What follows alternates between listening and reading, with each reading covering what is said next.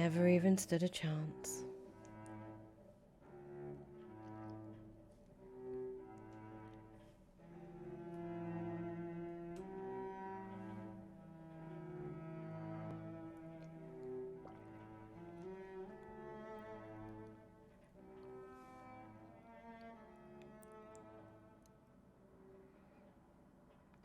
One month later.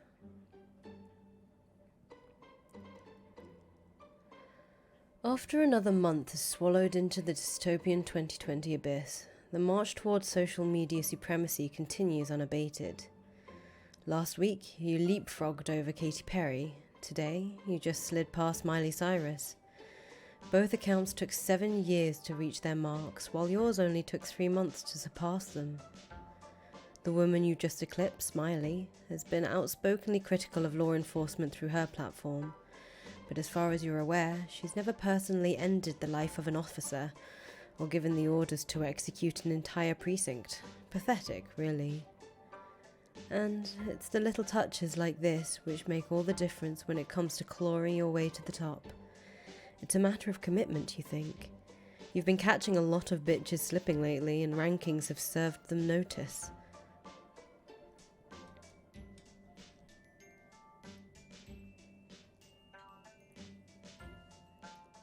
Due to resuming control of your empire with your distinct personal touch, life here on the island has stabilised after a rocky start in the days following the evacuation. A few deft political manoeuvres have brought stability to your stolen summer colony, but the same can't be said for the rest of the nation, and at this point, many parts of the world as well. The US is becoming increasingly fractured due to many localised Jubilite insurrections, and a great number of police stations across the nation have fallen. Certain regions of America, which now represent unpoliced, demilitarized pockets of Jubilite-controlled territory, have gotten so large, Ring 3 has categorized these parts of the map as Jubilite counties. That is, entire counties in the US, where the majority of all police stations have been commandeered, and the number of counties which qualify has been making everyone in the government extremely nervous. Nervous enough to begin listening to certain demands you've been making for weeks. In recent days, hostilities in the country have finally started cooling off. This is because of negotiations you just completed, which have resulted in a treaty between the Jubilite movement and the US government. The treaty grants formal recognition of the island of Nantucket as a sovereign nation totally independent from the United States, which is now called New Whimsifay. The mainland agrees to keep the power running and all naval blockades lifted so you can continue supplying the island with needed resources.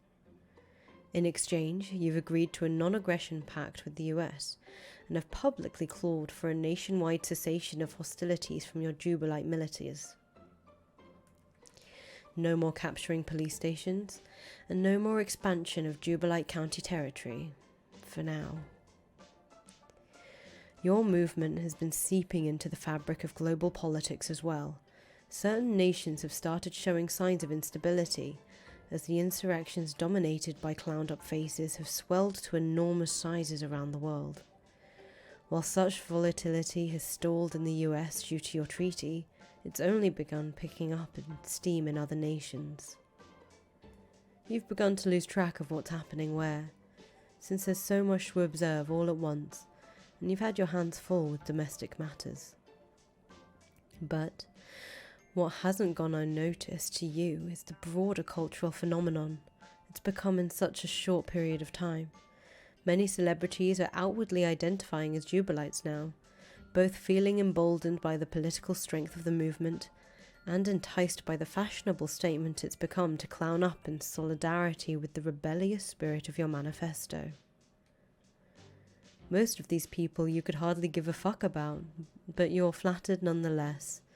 However, you were floored when you heard Post Malone himself was hopping into your tent. He even got some new clownish face tattoos to mark his newfound dedication to your cause. You have no idea if he found out what a huge fan of his you are, but you think you'd die of embarrassment if he knew. Sometimes you wonder if Abby sent him a sneaky message behind your back to lure him into the fold. You'd fuck her up if you found out she did that. Speaking of which, it seems Abby has managed to use her newfound celebrity influence to climb the ladder to her own faves. She's now in contact with their leader, Namjoon, which she seems incapable of going more than 15 minutes without mentioning. And when you start getting wind of a decidedly familiar-sounding movement picking up steam in South Korea, with everybody's 7 favourite boys at the helm, you naturally assume Abby used her wiles to convert them to your cause. But, to your surprise, Abby didn't have to do much strong-arming at all. Turns out you already had more in common than you thought. Apparently the boy band was curious about what all the commotion in America was really about, and Abby was more than happy to cut through the media play and walk them through it. She befriended Namjoon, and after many extensive dialectics about justice and the perils of capitalism, it seemed the boys were inspired to start a revolution on their own terms. According to what you're hearing on the news, they've already managed to take over their entire entertainment studio, completely ousting the previous ownership. And, in their new position of political leverage, they're galvanizing the people of their own nation to stand up for positive social change. They seem to have an inordinately principled aversion to murder, which leaves you a bit pessimistic about the ultimate efficacy of their methods, but you'll let them play the game the way they want, for now. Indeed, it appears as if a global movement is fomenting in the wake of the Jubilite uprising. Like in South Korea, parallel movements are cropping up across the world.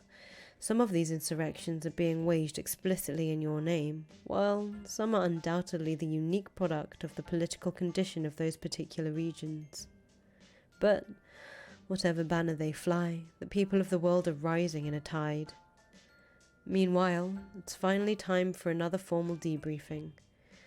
It's been a full month since your last one, when you delegated control of advanced branches to the rising star in the organization, Jokulin.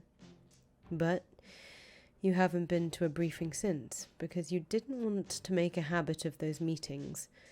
Too much ass-kissing, too much micromanagement of stuff you can't be bothered with, and you've been way too busy with high-stakes diplomacy anyway. You just allowed her the slack to develop these projects on her own while you kept a close eye on her. And it looks like she's made the most of that slack. The roster of Ring 3 appears to have dramatically expanded under Joculin's administration. A whole lot of new clown faces here, but that's not too surprising. If there's one thing you've learned to never be surprised by, it's the unrelating accrual of new clowns. More clowns than you could possibly ever know what to do with. Z, what a pleasure it is to see you make an appearance at our headquarters. It's been too long since I've had the honour of briefing you in person. And may I just say, the diplomatic work you've been doing has been remarkable, Z. Thanks. But you really should be referring to me as Supreme Honkifax. Oh, yes. I am so sorry. A slip of the tongue. It will never happen again. Now, may I lead you inside so I can begin with the briefing? My Advanced Praxis division has been making some incredible strides lately. No, let's stay outside. Could use the fresh air. Just follow me and say whatever you want to say. First, may I say, if it ever appears that I condescend to describe the tenets of Advanced Praxis to their author, it is only for the purpose of fully elaborating on them for a wider audience. Such as this gallery of rogues here, who knows how well read these chucklefucks are on the Jubilite theory, am I right? I kid, of course, we're all friends here, and we like to joke around. That's what's so good about this movement, don't you think? We keep things light and humorous, while other ideologies just get so stuffy and self-important. Not us, though. Right. Just wanted to make it clear that any over-explaining I may do is simply for the sake of providing a well-rounded presentation to all, yes? That said, let's take it from the top. Advanced Pranksies. The more elite ranks of the Jubilee movement have already been introduced to these teachings. It's still being kept from the masses at your discretion, of course, so as not to alert our targets to our methods too blatantly. But there will come a time when these ideas will permeate the global Jubilee movement to maximize their effect. Soon, I imagine, when it is clear enough to the world that there is no turning back, and I would hazard that the recent work you have done, securing the sovereignty of New Whimsifay, puts us closer to that moment than ever. So, what is it we are doing? The core to these principles is quite simple. It relies on the premise that in order to destroy evil systems of overwhelming power, there is no tactic whatsoever that should be off the table. Everything the bastards are capable of doing to advance their goals, we are capable of doing too, and we must. So, if the rich and powerful use their staggering wealth to entrench themselves in their position of supremacy, then if we are also able to accumulate similar amounts of wealth, which we have, thanks to your brilliance, this means that isn't merely a good idea to use those levers to attack their power, it means we are obliged to use them. It is in fact the only way to defeat them. To abide more honourable practices would be to cede advantages to them which are counterproductive to us and wholly undeserved to them. And so, empowered thusly by our supreme honkifax, about a month ago we went to work with various channels of the most resourceful Jubilites I could find, not to mention the ones with the least scruples about getting their hands dirty. Good people, really, a dutiful ensemble of particularly salty clowns who just want to make the biggest difference possible, like me. So, let's begin with an example of how one might use such levers. It is well known among upper echelons of our organization that Secretary Applepie herself targeted her own parents in a bold initial implementation of Pranksies. But the success of that approach, while phenomenally instrumental in jump-starting this movement, fell far short of total success. They've managed to secure most of their assets. So, what other options exist? Well, one of the most direct tactics spelled out by the Supreme Honkifax is to apply assets towards legitimate acquisitions.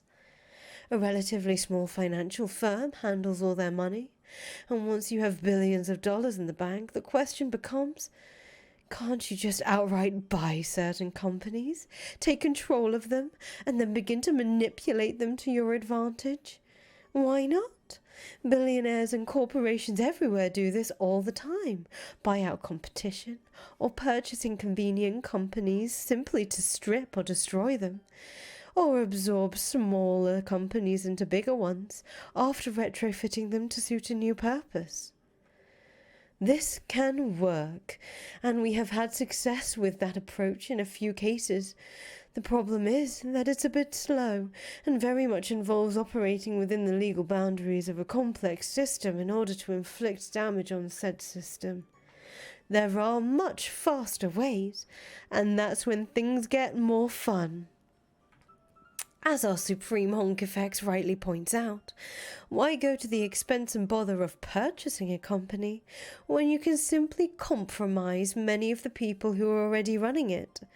It's so much faster that way, and it cuts through a lot of red tape.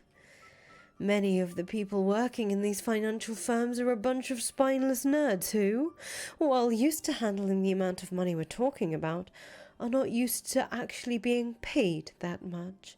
This makes them highly susceptible to bribery, while their spinelessness makes them susceptible to acts of intimidation and coercion. And if you run into some guys who are afraid of the law, that's where a good exit package can help.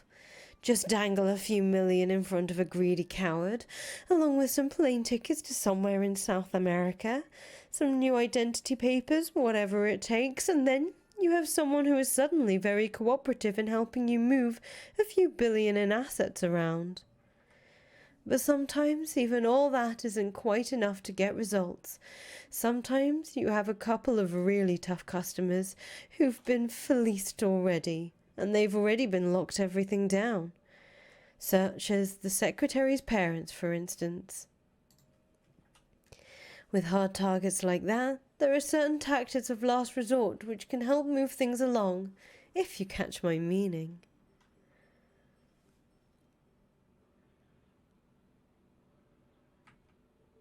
That isn't your call to make. Oh yes, I know that. I wouldn't even dream of greenlighting such a play without your express approval first. I'm just saying, it's always on the table for any of these depraved capital-holding vultures, not just her parents. I was just using them as a convenient example.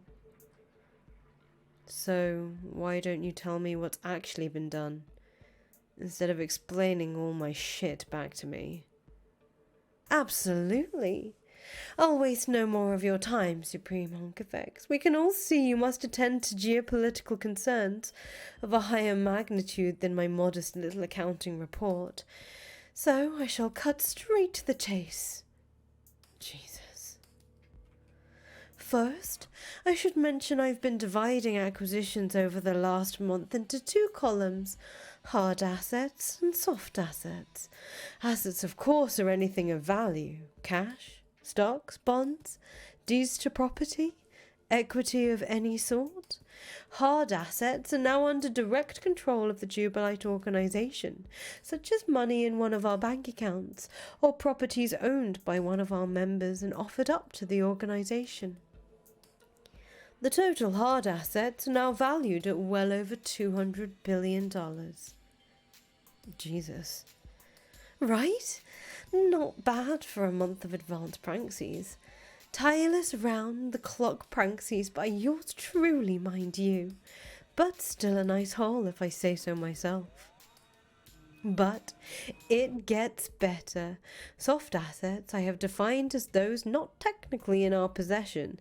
These are assets still controlled by outsiders who happen to be seriously compromised by us in some way. This means that in the event it becomes necessary, there is a high likelihood the assets could be transferred over to us. Naturally, it's harder to get a concrete tally of these resources, but my estimates have our global soft assets at around $1.5 trillion. That's a lot of fucking money. It sure is. It turns out it's a lot easier to move this kind of money around than you'd think, since there's barely any real footprint to our movement. If we want to quietly transfer stock from a hedge fund into our portfolio, it's just assigned to one of our members, rather than a formal Jubilite entity that's easily traced. We're also counting occupied properties as hard assets. That is, any empty house or building our forces have seized, and which authorities have deemed too difficult to reclaim. For instance, we have well-armed Jubilites stationed in thousands of empty summer homes in Martha's Vineyard alone. That is billions of dollars worth of property, not even to speak of the value of the entire island on which we stand. Such seizures have been taking place almost everywhere in the world. I must say, it makes accounting estimates difficult. However, I believe you will find my rough figures to be quite reliable. And all these people you compromised to account for the $1 trillion in soft assets. Where are these people? Everywhere. I began by targeting the most obvious pressure points of the American economy. The big investment firms, banks and such. But the more I begin delegating the generalized principles of advanced pranksies throughout my networks, the more our people began to improvise to target many more entities. There are now thousands of Jubilite operatives working on this. They're squeezing marks in all the big companies. Amazon, Exxon, Facebook. A lot of people in Facebook actually, including Zuckerberg himself, which I don't mind stating with a certain amount of pride. Huh? Really? Trust me, Supreme Honkavex. We've got this guy by the balls. Nice. Sounds like that should come in handy. Oh, believe me, it already has. It turns out that compromising the human resource infrastructure of just about any major corporation yields a wilder range of benefits than just increasing the financial fluidity of our movement.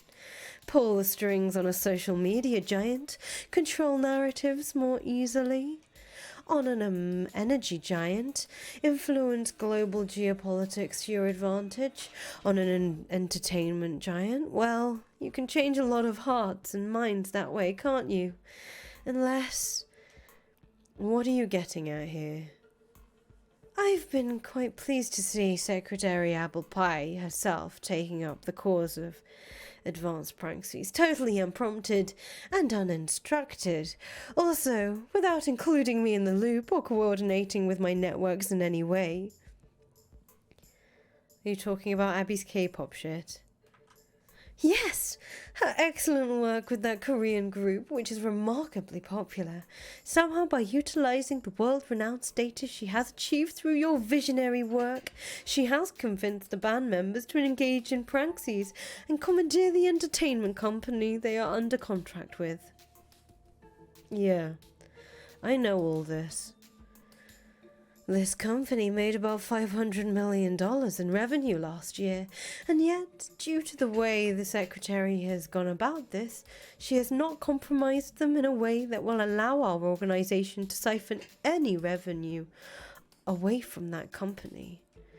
That's why it's so important for those engaging in advanced praxis to stay connected to the network, to make sure we benefit from each operation. I understand that this was a pet project of hers because she admires these particular musicians. Yeah, it was. I thought she was just fucking around. I'm amazed she got them to actually do it. As am I. Nothing but respect for my secretary. I don't think she compromised them, though. I think they're just doing their own thing. Like, taking control of their own shit and vibing with some of the semi-anti-imperialist stuff we do. I think Abby's just having fun, helping them out is all. And there surely is no harm in having a bit of fun during all this. That's what praxis is all about, right? But I'd also wonder what the exact utility of establishing such high-profile contacts with no intention of exploiting them. Abby would never let us do that. Precisely, which is why I can't help but feel... What?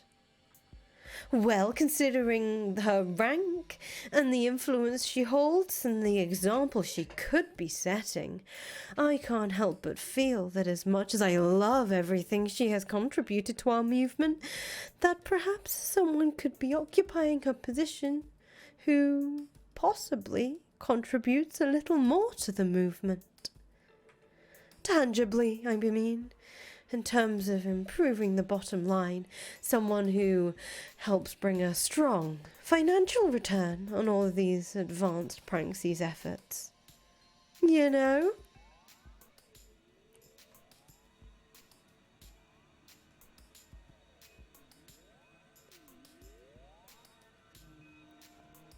Lol, yeah. I mean, you aren't wrong. The type of person you described would, objectively, be better fit for the number 2 spot. Can't even argue with that. Everything you just said honestly sounds like fucking incredible. Really sensational work. In a month, you got more money coming in than I thought we'd get in, like, years. I guess that's what makes this such a shame. What's a shame?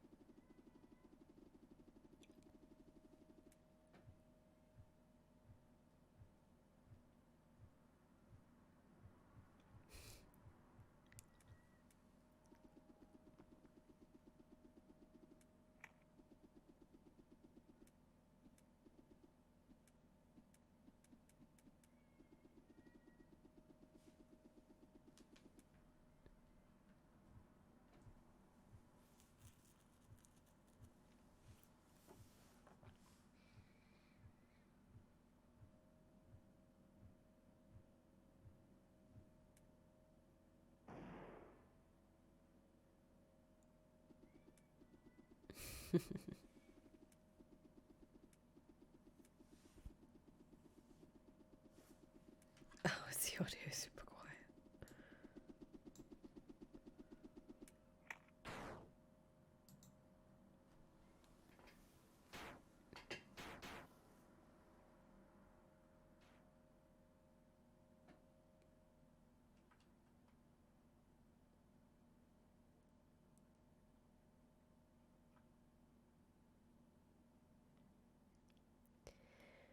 Traitors get bullets.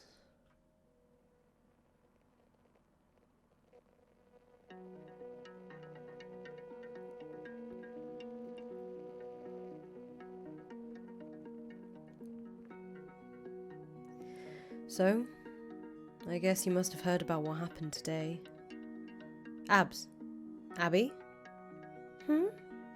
Bitch, I'm trying to have a conversation with a normal person. Incredibly, having to spend all day with a bunch of weird ass-kissing clowns makes me feel like I'm losing my mind. Yeah, sorry. I'm just in the middle of an important conversation. Is that your K-pop boy? Yes. How's it been going with him? Very good. It still feels surreal being on speaking terms with one of my idols, though. Guess I can relate. I mean, to him, not to you, lol. Feels like somebody tells me something like that every day now. Yeah. I guess cult of personality is a powerful thing. It sucks, actually, but yeah. So, you hatching more schemes over there with what's-his-face, the leader boy? Namjoon? Yeah. Well, I think at this point we're just forgetting their names on purpose. Maybe you should cut it out. Didn't you used to hate it when people got your name wrong? Well, yeah, I did. Until I changed my name and it stopped mattering. Maybe they should pick cool new names for themselves like me. They did. When BTS was just starting out, Namjoon called himself Rat Monster. Oh, Jesus Christ. Well, never mind then. So, you got him to hijack his shitty record label. What's next? More pranksies? Yeah, we're talking about a few options. It's crazy the amount of influence they have over what could happen in their country. Probably even more than you have here. Well, yeah, clearly. I'm just an American anti-hero cult figure or something, but enemy number one to the state. Those guys are benign. Way too much cuck energy to be threatening to anyone, but I'm glad to see you're helping them fuck things up. I'm not really trying to fuck anything up, though. I'm just happy to see them taking full control of their destiny as artists. And I'm barely even doing anything for them. It's all they're doing, really. What about you? Haven't you made inroads with people you admired? I saw that Post Malone as a Jubilite now. It sure seems that way. Got some new clown tats and everything, fucking wild. So why don't you reach out? I can't. I'd just embarrass myself and fangirl out if I talked to him. I'd blow my whole mystique. Besides, I don't think I can, in good conscience, drag Post deeper into this mess. It would probably destroy that poor guy's life. I'm not saying go mess with him or anything. I bet he would like to hear from you. I know this is all insane and very serious business all the time, but I still think you should try to get in the original spirit of it when you can. You know, try to have fun. Fun? Yeah, right. How can I think about fun? Do you know what I had to do today? Yes, you already tried to ask me, and I was just trying to keep my mind occupied so I don't have to dwell on that stuff. I'm sure you had good reasons for dealing with Joculin that way. You're trying to keep us all alive here, and that probably means making tough decisions. But anything like violent stuff, it really triggers me, even thinking about it. So, I have to figure out ways to keep myself sane. I know. I don't mean to push it in your face. I never even told you about her because I didn't want to upset you. Told me what? About a month ago, I figured out she was one of the girls who terrorized me after my breakdown a few years ago, and somehow she climbed the ladder as an undercover clown. Oh, jeez. That is really scary. I don't even think she had a problem with me after all this time. I doubt she even believed in anything. She never actually cared about my original problematic shit I got cancelled for. She just enjoyed using it as an excuse to trash me. And then she saw a chance to get involved with something cool and make herself important, and then took it. Wouldn't be surprised if her long game was gunning for my spot, not just yours. I just didn't tell anyone I knew so I could keep a close eye on her. At least it's over. Yeah, but I have to be more careful. What a fucking train wreck all this is. Anyone could be anyone. Really cool of me to build an organization which, by definition, lets your membership conceal who you really are. I just need a tighter ring, that's all. I got too sloppy. I'm sure you'll figure it all out. We've really painted ourselves into a corner here. There's so much danger, and we can't really reverse course now, so I hope you don't mind if I sink myself into these distractions. Yeah, that's fine. We just vibing tonight. Here, want some? Oh, no thanks. I'm good with the wine. You really must be tapping into the dregs by now. How much is that bottle? Couple $100, I think. Ugh, ew. Oh, that must be the nasty shit. You might as well just go out to the barn and top your glass off with Dave Hasselhoff's dig. Oh, it's fine. Anyway, since when did you start blazing it? Since like 1 billion tons of weed started getting smuggled onto the island. Seems like a lot of land is getting adapted to weed farming now. That's cool, I guess. New Whimsifay does need an economy after all. Seems like a good export model. Did you order people to do that? Nope. A lot of shit just sort of happens now. I barely have to do anything operational except preside over the occasional clown execution. Yeah, well, let's hope that duty stays very occasional. I don't know. My hater list is pretty long by now. Oh, please tell me you're joking. What, about doing more clown executions? Yeah, I was joking. But about the list, it's an actual thing. I thought you knew about it. Yeah, I do know. I was hoping you'd just stop keeping up with it at some point. Are you actually still maintaining it? Well, damn it, Z! There are just so many fucking people out to get us. Really bad people. It's not even just old shitty haters like Joculin anymore. I'm tracking nasty government and media people too. A bunch of corporate types. Awful guys, you know? Yeah, I get it. They're all terrible. I just think this hit list stuff is really unhealthy for you. Like, psychologically, it makes you really paranoid, and I'm worried that you... What? I just don't want to see you spiral into that dark place that got you started on this all over again. I'll be fine. I know I complain about shit, but I feel much better than I ever did. Everything has a purpose now. I don't need to struggle with my direction in life or what I'm trying to accomplish. That's great and all, and I know you're smarter than me, so sometimes I feel crazy pointing out stuff that sounds like really basic, but all these lists of people you keep, isn't that the kind of thing dictators do? Like, keep track of all the people they don't like who are expendable? That's a pretty melodramatic take. I'm not planning a mass purge of haters and antis if that's what you're asking. If only, because most of these fucking maggots aren't even worth the energy. Alright, if you say so.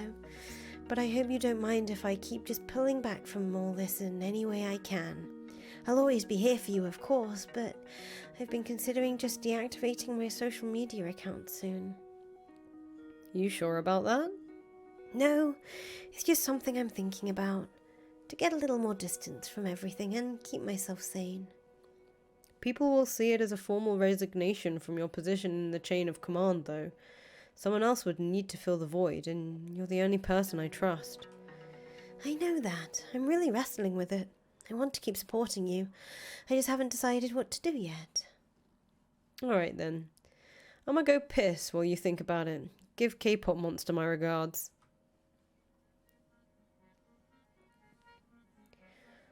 While Abby talks to her new friend, who once named himself after a monster, you stare in the mirror at her old friend, who may be in the process of turning herself into one. So much crazy stuff is happening constantly. It can be easy to start feeling numb to it, but maybe it's a good idea to reflect on certain surreal truths now and then. Like how maybe it feels pretty messed up when your chill wine buddy has to sincerely offer cautionary remarks about turning into Joseph Stalin. That's ridiculous, of course. Yes, many revolutionaries after tasting success would hear the siren song of mass murder. But you know in your heart you are different. You've never been more sure that you're doing this for all the right reasons, and anyone who tried to convince you otherwise would probably regret it.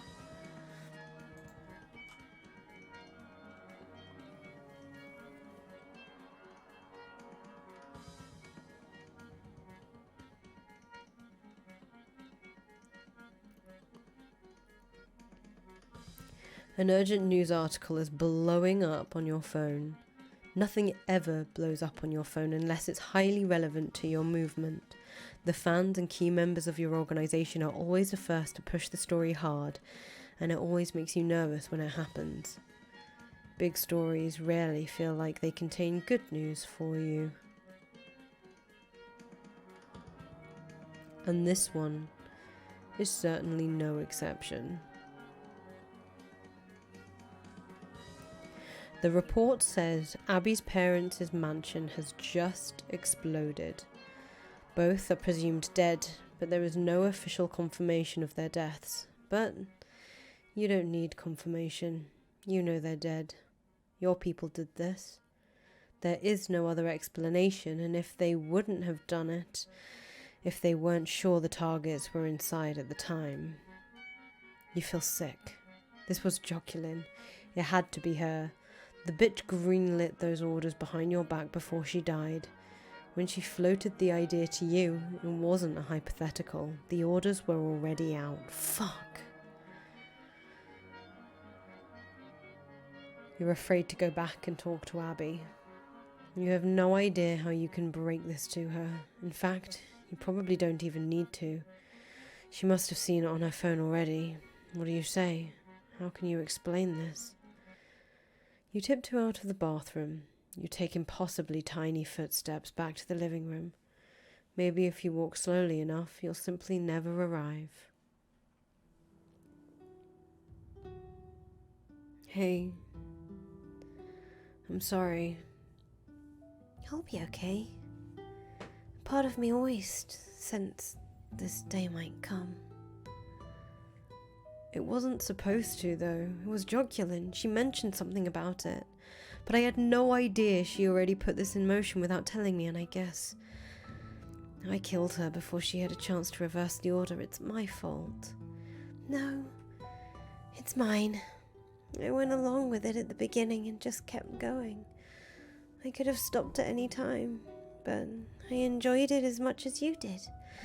I finally felt like I was reclaiming part of my soul by ripping them apart. A part of me that benefited from all their money at the expense of others. I thought if we could use their money to make a difference, it would make me feel better. But it went too far. All of this did. I mean, they weren't good people, though. I know they weren't. It wasn't their fault, though. They just made too much money and spent too much time with the wrong people. Listened to too much bullshit, and they were family. I didn't want this. Personally speaking, I know this feels really heavy right now, but you get used to being free of your bad parents. I'm sure it'll feel liberating after you let some time go by. See, I don't think that's a nice thing to say right now, but I'm too sad to be mad about it. I have to deactivate my accounts.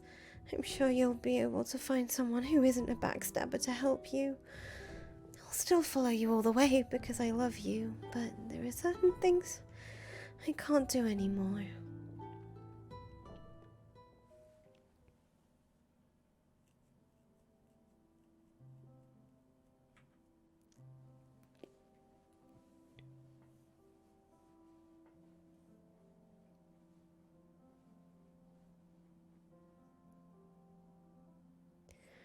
The feeling of heartbreak leads a void.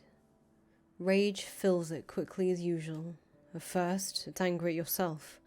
You knew Jocelyn was a traitor, but you strung her along for an entire month, letting her play her games while you were biding your time, waiting for the right moment to put her down. If only you hadn't been so lenient.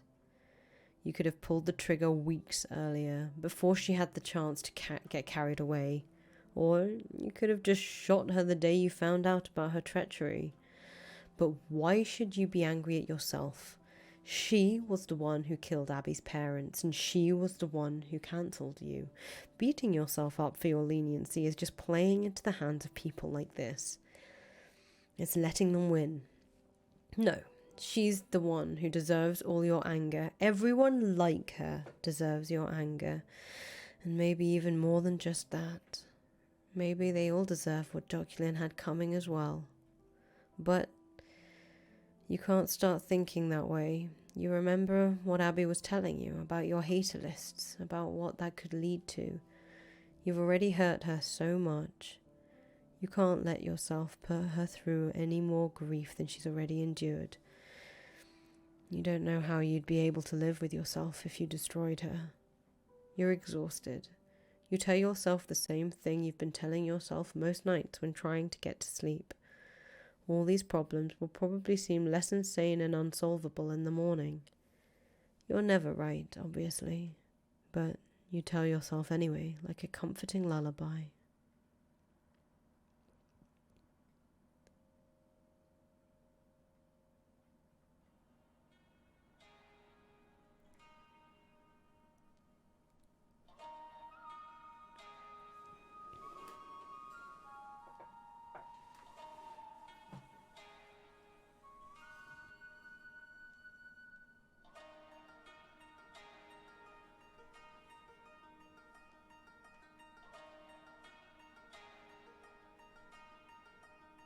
Riotous.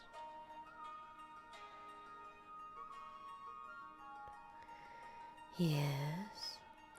Don't go. We need to talk. Where would I go?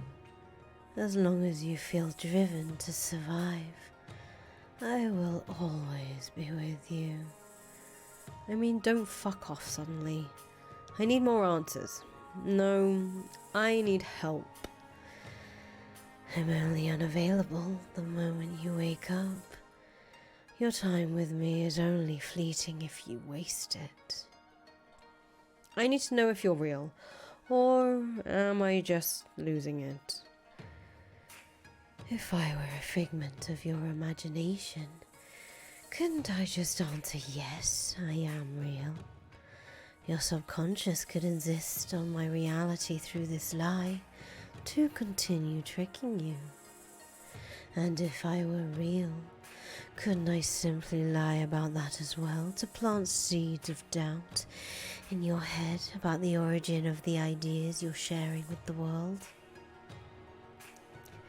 This just sounds like a fancy bullshit way of saying maybe I can't trust anything you say. But perhaps you can't. Didn't you already know that? Why are you asking me to confirm something to you when you know the mere act of confirmation could be part of the deception? Wouldn't it be better to assume I'm real and ask me these important questions you have? Then after I answer, you're free to wake up and decide what value those answers have when making your next decisions. Okay. Last time you were popping off about your, insane psychic imperialism. I was? Yeah, that's what you were hinting at. Then what's your question? I don't even know yet. I guess I'm just trying to confirm that's what's going on here, based on the presumption you're real. As I just explained, I can't even confirm I am real, let alone confirm what you just asked. But I can continue doing as I've done, which is speak of certain possibilities. Like what?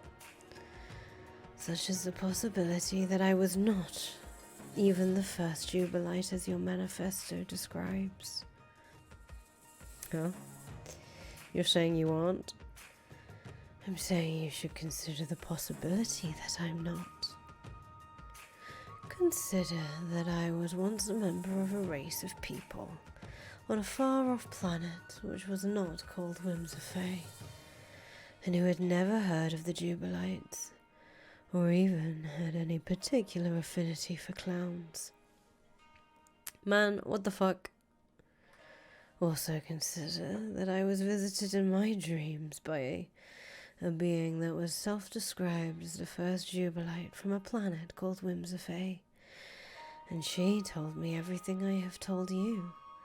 Eventually, she began telling me to consider even deeper truths about her reality. She began asking me to consider that she was not the first either. And then came the promises. Promises? She promised glory, infamy, immortality. She promised a transcendence of the physical form of attachment to my original planet and culture. She promised even that I would rise above everything I accomplished with the conquest of my own world. She told me there was so much more to discover, if only I persevered and achieved absolute victory. Are you telling me that's what's in store for me if I, win? I'm not telling you anything. I'm asking you to consider it, just as she was. Okay, I think I get the game you're playing and the, weird verbal rules it has for some fucking reason. Whatever. I can play along. You already have been. As I said before, you've been doing very well. So when she told you that stuff, hypothetically, what did you do?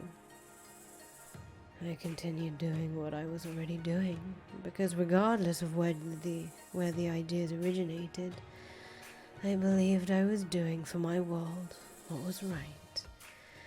But I continued with additional vigor, because it was then that I began to believe I was becoming a crucial part of something which had greater cosmic significance. It seemed to me that I was assuming a place in a lineage of unfathomably consequential figures, which spans millions of years and billions of stars. I guess that's a sort of motivation here. It doesn't sound like the type of idea which motivates you, though. I don't know. It's a fucking lot. That's a perfectly reasonable stance, and it is why my predecessor felt it was important to leave the truth of herself as speculative, and why I am doing so with you as well, because there is no motivation which can truly substitute the feeling of conviction that what you are doing is right. And that sense must come from within you, not from fairy tales of space and infamy. Well, I do think what I'm doing is right, but it's also really hard and it's fucking up my friendship, and it's making me fucking sad all the time. I didn't say it was easy. In fact, I'm telling you the opposite, just as my predecessor told me. But it sounds like she lit a fire under your ass all the same. When she told you all the stuff, didn't you say you did it with, extra vigor? Yes. What does that even mean? It means I was brutal. Is this not what you wanted to hear? It sounds fucked up. And it sounds like what I'm already worried about, and what Abby's really worried about. I don't think I can hurt her anymore. I remember what it was like to have moral concerns like these. I feel nothing but sympathy for what you're experiencing, but these are very small matters compared to the grand scale we are discussing. You must understand. It sounds like you're trying to convince me of being more hardcore about this, but trust me, dude, I'm already there. You really aren't.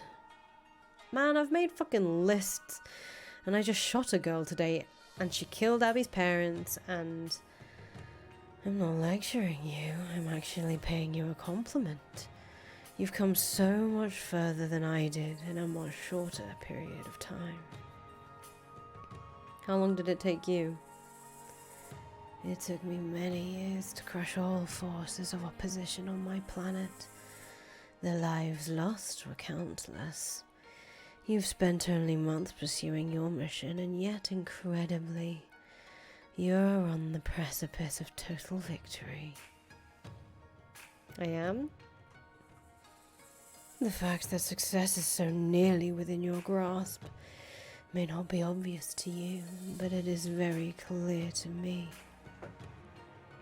So, if what I'm hearing is right, you've been coming into my dreams basically to finally tell me how much better at this I am than you?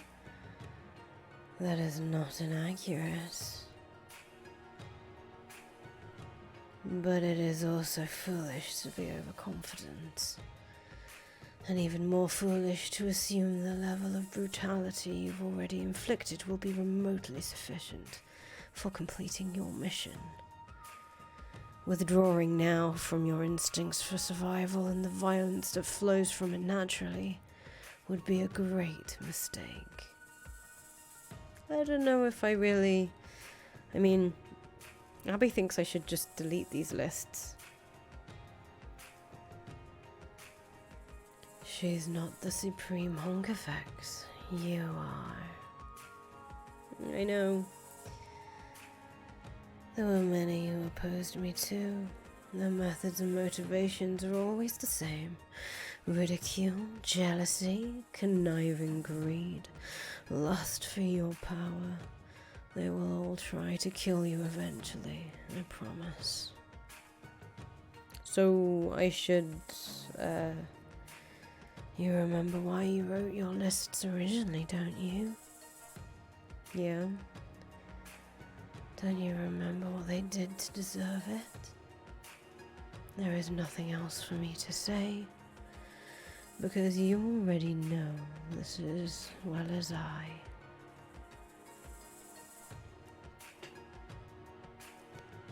The moment you wrote down their names, they were already dead. You wake up. It's still nighttime. How long were you out? It couldn't have been more than a few hours. The dream was the most intense you've ever had. So intense, you're bleeding somehow. And you've been gripping your phone so tight your hand hurts. What the... It appears your entire hater list has been copied into a text message addressed to Ring 3. Did you do this in your sleep? They've responded with understandable confusion. They're wondering what the purpose of this list is, and what you want them to do. But you know there's only one possible reason you would have dropped this list here, unconsciously or otherwise. Understanding the correct moral choice is rarely that hard. You usually have more than enough information available to decide. A good friend who loves you, a girl who's done everything in her power to keep you from going astray, and offered as collateral was her heart that would shatter if you fell too far. But there are other factors to consider. Factors which all good sense and the hearts of our loved ones have rarely been able to compete with. There is the factor of inevitability. Your vision was inevitable.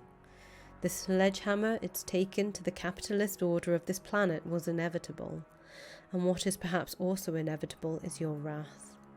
As Riotous rightly pointed out, these people brought this upon themselves. The moment they spoke your name with a sense of spite, they should have known they were speaking a suicidal curse, inviting this inevitability into their lives someday. Inevitability is defined by the forces which try to stop it.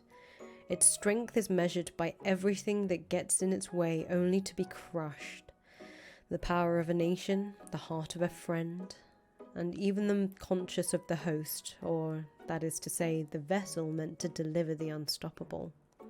Your conscience can make you bleed through the nose and turn your knuckles white to put up a fight against the inevitable. But, just like every single one of these miserable fucking rats, it never stood a chance.